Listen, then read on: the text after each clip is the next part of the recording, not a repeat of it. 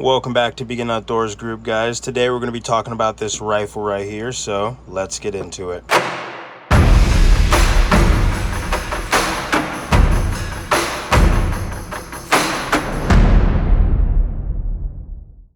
Okay guys, so this is about the 30th time trying to make this video because I'm so scatterbrained in my everyday life that as soon as I'm talking about this gun, I get to little pieces and parts and start talking about too much detail into that one specific thing. So I'm going to try to refrain from going too far into one piece and talk about the gun as a whole.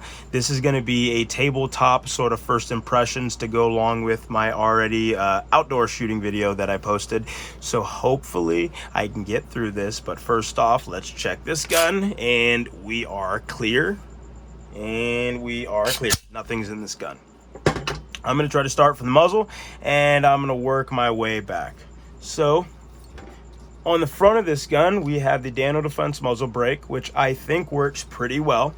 But this gun is really heavy because it has a thick, heavy profile barrel, which does weigh a lot. And that helps when you're talking about recoil because it's just heavier for that round to move back. It's a heavier gun. So up front here also, I have a fake Harris bipod that I took off a gun that I had laying around, and I didn't have a dedicated bipod, so I said why not stick it on this until I get a lightweight bipod. This one is made out of some kind of Chinesium lead. It literally weighs about 15 pounds, and I don't like it, but it fixes the problem for the time being. And up front also have on the handguard is these Magpul rail covers, which work really well. They are really aggressive. When you hold that, it's not slipping out of your hand. So if you're used to holding these and your hands get sweaty immediately, they start slipping around with this. It feels like you're holding like 15 grit sandpaper. I love it. Moving back, I have the primary arms 2.5 to 10 power GLX scope.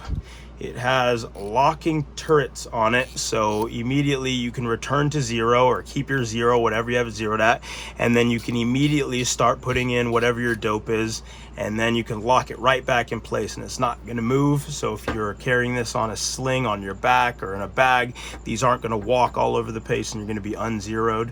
For this one, it's the same thing. It turns, locks back into place, and it's not going anywhere. Easy adjustment for the magnification, which I really do like this scope. Haven't used it extensively yet, but I intend to. So moving back underneath that, we have a 3-gun trigger. So let's put this on fire. 3-gun trigger with a 3-pound pull, and here we go. And it is a really light trigger, and it does not creep. It is just smooth movement through and through, and then it fires. It's not like a mil-spec trigger, some of them out there, which as you're pulling will like move and stop, and then if you pull it slow, move and stop, and then fire, and it's a hard pull. It is very clean, it is very crisp, and I like it a lot. So also, I've changed this safety selector because the one that the gun came with was very mushy, and I said it was mushy like a marshmallow when I first pulled it out.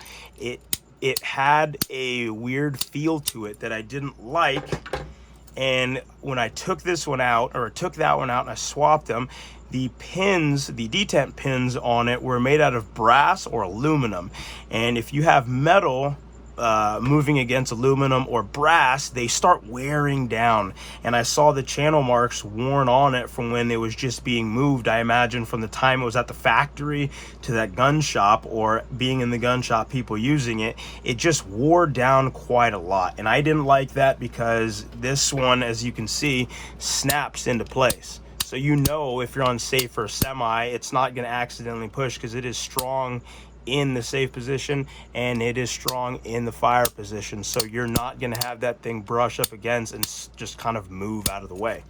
And now, is that anything against Dano Defense and what they've done? I don't know, because I have one sample study. It was just that one safety selector, but that was the part that I was like, has to change 100%. And it was ambi. I don't like ambi safety selectors. So moving on from there, we have the MOE pistol grip that I put on.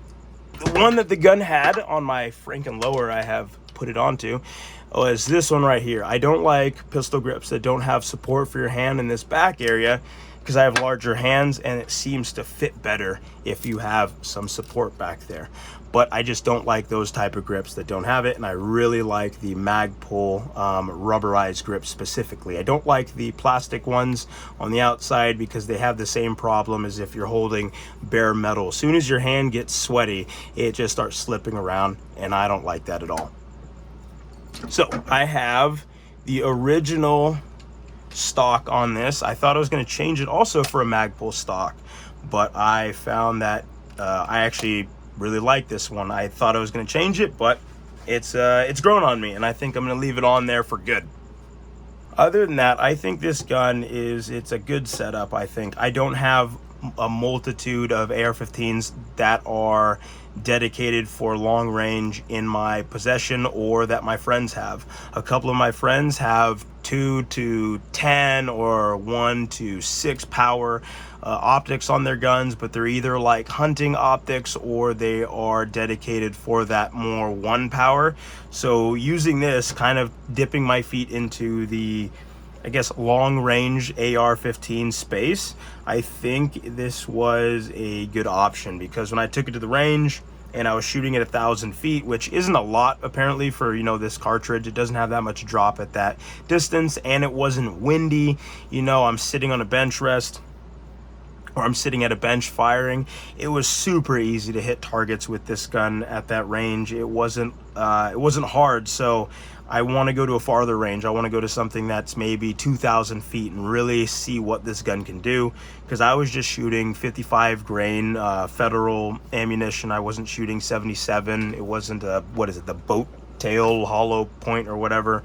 I was just shooting standard ammunition at about 1,000 feet, but it was a blast. I haven't had that much fun shooting since some of the first times I was shooting, when, you know, you have that kind of that joy when you're shooting a gun that you've seen in a video or a game or anything like that. Like, oh, I'm shooting a Mosin Nagant, whoa, or, you know, you're shooting like a pistol for the first time. But shooting long range, it kind of got that kind of joy back in shooting. Is like, oh wow, like this is a different art form. This is a whole nother beast. And it shows how much I also don't know about long range shooting, because immediately out there I'm like, oh yeah, like I don't know how to read the wind. I don't know how to read the bushes. I don't know how to read the mirage, the heat lines. I don't know how to do all of those different things. But it shows that, you know, these systems are a different system than short range, which sounds really, you know, it's like, yeah, who'd have thought that these are different? They're, you know, they're completely different systems, but I didn't go into it really grasping that. But I did my research as much as I could. But once you're actually doing it, you're like, wow, okay, there's a lot to learn in this long range game.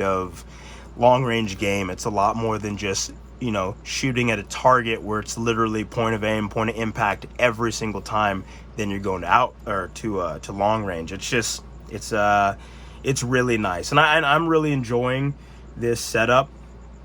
Like I said, this is the first time I'm really going into that long range space. So if you have any tips or any tricks or anything like that, put them down in the comments and help me out. You know, I'm trying to figure out this world kind of just off of YouTube, but if I could get some other people to actually give me direct feedback, that'd be awesome. And something I do want to mention too is I live in California, so when it comes to these guns and how they reload, I specifically, when buying this gun, I had a couple other ones that I would have bought, but they all had internal ways to keep them from reloading, rather than this one having an external way of reloading. Or I shouldn't say reloading, but keeping it from reloading. In California, for those that don't know, that are scratching their heads at what I'm talking about, I cannot push this button down and take out the magazine. It is a fixed magazine. I have to disassemble the action. So taking a mag, nothing in there, we've already cleared this. Taking a mag, put it in, I can't get this out. I have to then pull out the pin so that the upper receiver will move away from this little piece of metal that is blocking this magazine from coming out. So how that happens, this is why, if you're wondering, I have this big ring here. You pull this out, it separates. Let me flip this over. And then this piece of metal is now free to move up and out of the way. And then you can press the magazine release and your mag can come out. And the reason I went for the DDM4 V7 Pro is because it is external in how it does it. It doesn't have a plunger built in on top of the magazine well, or the magazine release, that can only be accessed once you take this apart. I wanted one that doesn't change the internal function of the gun, because I still wanted, and I know that whatever they do to those things still keeps them reliable if you're talking about a high-end AR-15, but I wanted everything that changes this gun to be external, so it is not an internal change that could change the function or the reliability. I just didn't want to deal with it. And I know that you're dealing with having to do that whole ordeal, but eventually when I move out of state, I want to just be able to change this to the legal way it would be in that state and just change this back. I didn't want to go to the whole thing of trying to figure out what I would do with the plunger pieces, and if you took it out, could dirt get in. I didn't want to deal with any of that. I just wanted to go with the external part. So other than that, this gun has been super fun to shoot long range, super fun trying to do close range with this 2.5 optic. I really want to put a red dot on top and see how that works. I don't know if it would be better for me, because I do have night vision, I have dual tubes. I don't know if it'd be better to put this on top, which I think this is the main reason I want to put on top, is so I can use night vision and passively shoot, or put it on the side. But I think if I put it on the side, it's not going to be high enough for me to look through with night vision. So if you have night vision experience in the realm of shooting passive when it comes to red dots, hey, please put that in the comment section, because your input will help me a lot. So anyways, guys, that's this gun for the most part. I'm going to try to do a review when I have a lot more rounds through this gun, and I'm going to try to use this as my primary gun. I do have one other AR-15, but I don't intend to really use that one, because the gunsmith I took it to actually took the gun when I had the rail put on, and the rail itself right here is raised like a 1/16 of an inch on the front. So, well, there goes whatever the hell they did there. And then the front sight post, I had a triangle post, was canted. When I bought the gun, nothing was wrong. I had them put on the rail, it turned. So I intend to have this gun as my one gun, because I don't want to have 50 guns. I want to have one gun. I want to have one gun that I can use at close range, long range, and have fun with. But anyways, guys, thank you for sitting around and listening to me sort of scatterbrained talk about this gun, and maybe a little ranting about some stuff. But yeah, it's a nice gun, nice setup. If you're looking to get a 18-inch AR-15 or the 16-inch version of this gun, I think you're not going to go wrong with this in this market, because guns are really expensive now when it comes to a mid to top tier AR-15. So if you're going to do that, go with a high quality manufacturer like Daniel Defense. So thank you guys for watching, and you have a great day out there.